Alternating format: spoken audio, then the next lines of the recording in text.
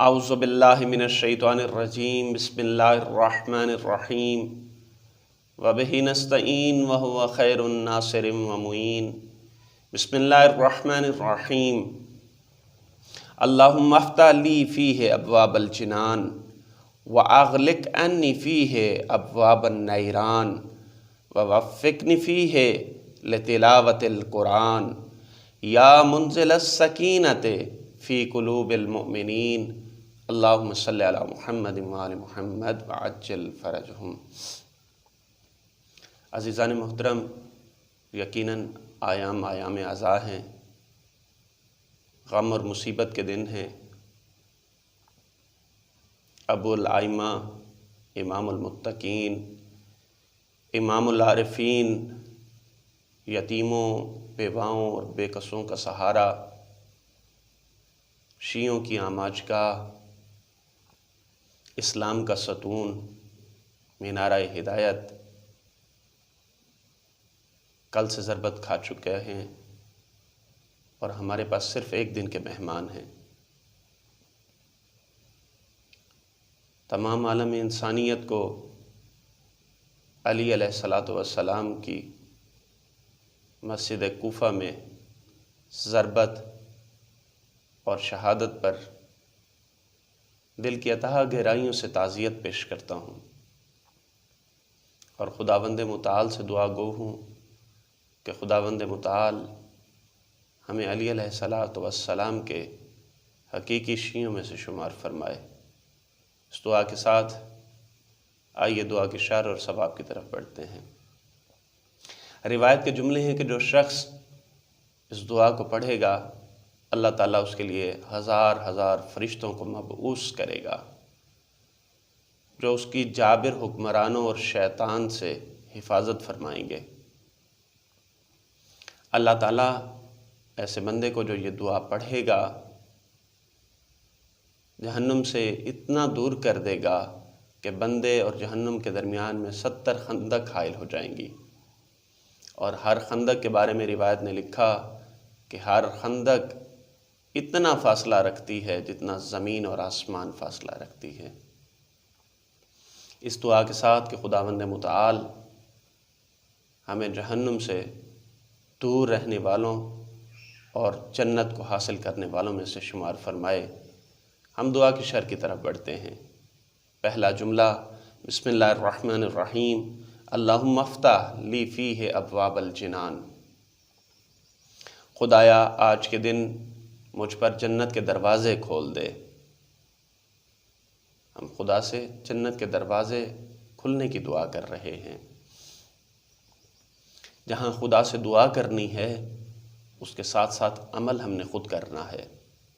عزیزان محترم، ہم میں سے ہر شخص دو ہی راستوں کا راہی ہے۔ اگر وہ راہ مستقیم پر ہے تو وہ راہ مستقیم جنت کی طرف جائے گی، اور اگر کج روی کا شکار ہے، ٹیڑھے راستے کا شکار ہے، ضلالت و گمراہی کے راستے کا شکار ہے تو یقیناً اس کا انجام جہنم ہوگا۔ ہم سمجھتے ہیں کہ جنت اور جہنم کوئی شے ہے۔ میں اپنے مطالعے کے مطابق بات کر رہا ہوں۔ میرے مطالعے کے مطابق جنت اور جہنم ہمارے عمل کا نام ہے۔ جتنا عمل اچھا ہوگا اتنا جنت میں مقام اچھا ہوگا، اور جتنا عمل برا ہوگا جہنم کے اتنے ہی گڑھے میں انسان کو پھینکا جائے گا۔ حدیث معراج کے جملے ہیں کہ رسول اللہ صلی اللہ علیہ وآلہ وسلم جب معراج پر گئے تو کچھ فرشتوں کو ایک مکان بناتے ہوئے دیکھا۔ وہ کچھ دیر کے لیے مکان بناتے اور پھر کچھ دیر کے لیے رک جاتے، تو رسول خدا صلی اللہ علیہ وآلہ وسلم نے ان فرشتوں سے پوچھا کیا وجہ ہے، کبھی تم مکان بناتے ہو اور کبھی رک جاتے ہو؟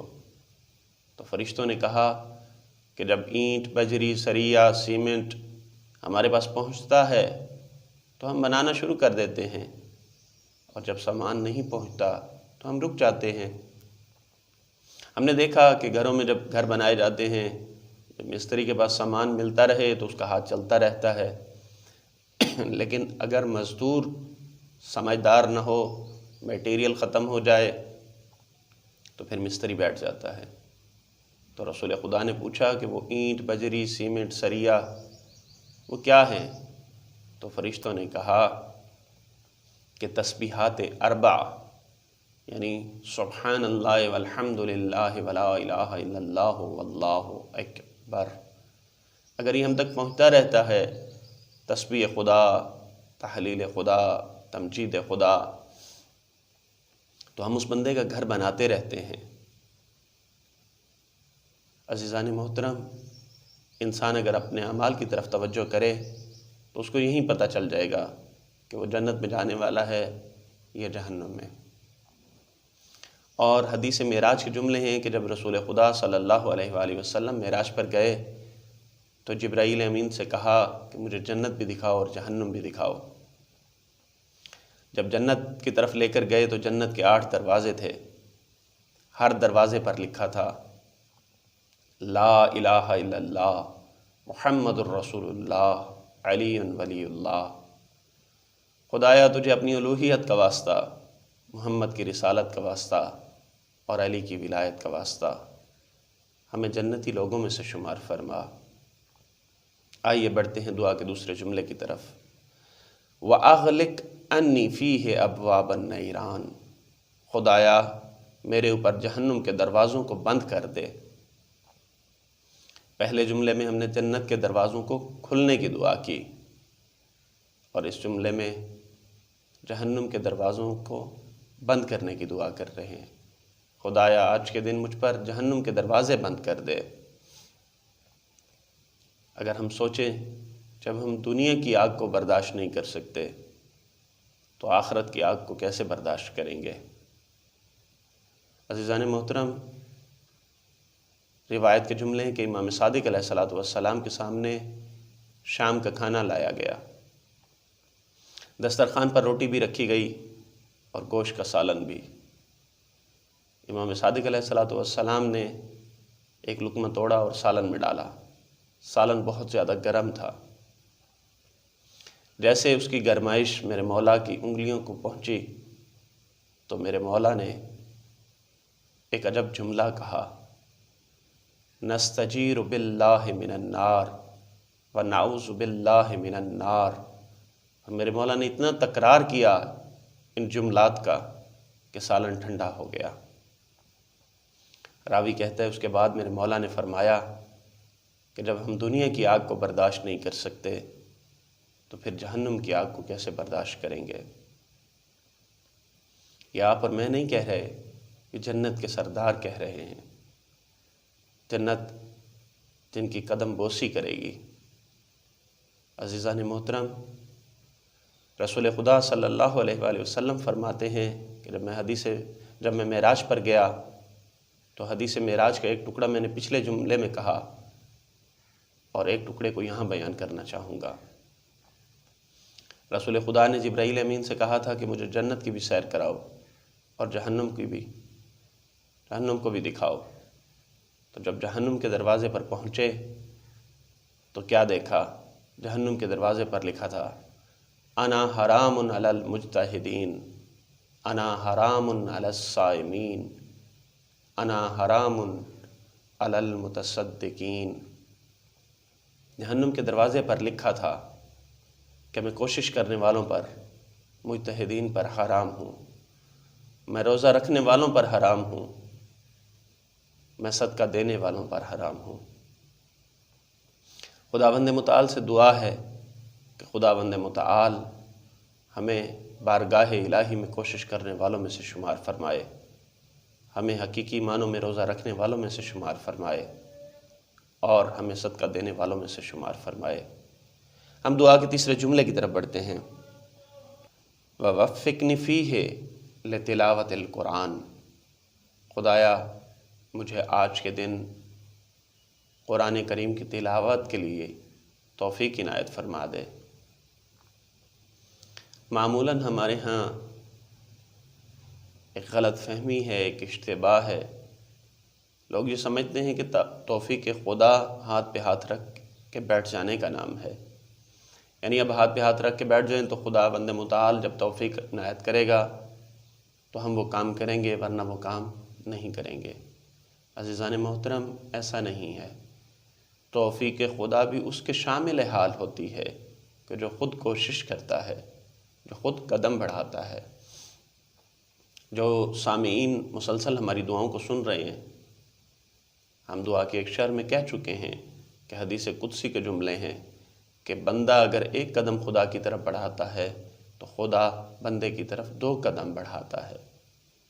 عزیزان محترم، توفیق بھی اس کے شامل حال ہوگی جو اٹھے گا، وضو کرے گا، قرآن سے گرد و غبار کو ہٹا کر قرآن کو کھولنے کی کوشش کرے گا۔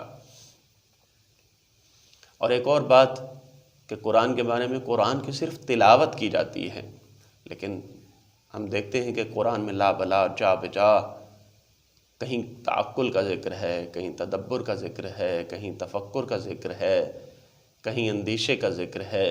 یعنی قرآن میں تفکر کرنا ہے، قرآن میں سوچنا ہے، قرآن میں تدبر کرنا ہے۔ قرآن صرف قرأت کی کتاب نہیں، بلکہ قرآن تو ہدایت کی کتاب ہے۔ قرآن سے ہدایت لینی ہے، قرآن کو صرف پڑھنا نہیں ہے۔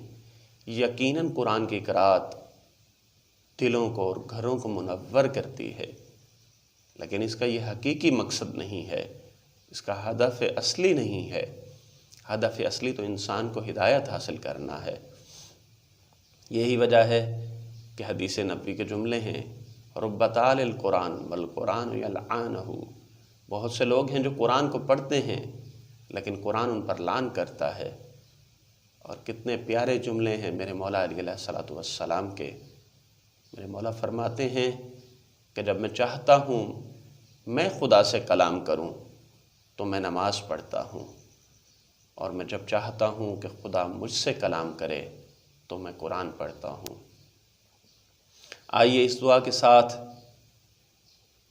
کہ ہم بھی ایسے لوگوں میں شامل ہو جائیں کہ جن سے خدا کلام کرے اور وہ خدا سے کلام کریں۔ ہم دعا کے آخری جملے کی طرف بڑھتے ہیں۔ یا منزل السکینہ، یا منزل السکینۃ فی قلوب المؤمنین، اے مومنوں کے دلوں میں تسکین نازل کرنے والے، اے مومنوں کے دلوں کو سکون پہنچانے والے، ہمیں کیا کرتے؟ ہمیں قرآن پڑھنے کی توفیق عنایت فرما دے، ہم پر جنت کے دروازوں کو کھول دے اور ہم پر جہنم کے دروازوں کو بند کر دے۔ اے مومنوں کے دلوں پر سکون نازل کرنے والے، هو الذی انزل سکینۃ فی قلوب المؤمنین، کون ہے جو مومنین کے دلوں پر سکینہ، سکون نازل کرتا ہے؟ تو قرآن نے واضح الفاظ میں کہا هو الذی انزل سکینۃ فی قلوب المؤمنین، کہ مومنین کے دلوں پر سکینہ تو وہ خدا نازل کرتا ہے۔ اور پھر فرمایا هو الذی خلقکم من نفس واحد، وہ ہے کہ جس نے تم سب کو نفس واحد سے پیدا کیا، اور پھر تمہارے جوڑے بنائے تاکہ تم سکون حاصل کر سکو۔ میاں اور بیوی، عورت اور شوہر، عورت اور مرد، سن اور شوہر ایک دوسرے کے سکون کے لیے ہیں۔ گو کہ یہ موضوع مستقل ہے، جدا ہے، اس کو کسی اور وقت ڈسکس کیا جائے گا، لیکن اتنا سوچ لیجئے، میاں اور بیوی ایک دوسرے کے لیے باعث سکون ہیں۔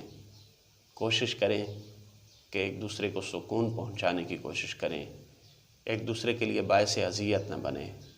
اسی دعا کے ساتھ کہ خداوند متعال ہمارے گھروں میں سکون کو نازل کرے، ہمارے دلوں پر سکون کو نازل کرے، اور تمام مسلمان مردوں کو مسلمان عورتوں کے لیے باعث سکون، اور تمام مسلمان عورتوں کو تمام مسلمان مردوں کے لیے باعث سکون قرار دے۔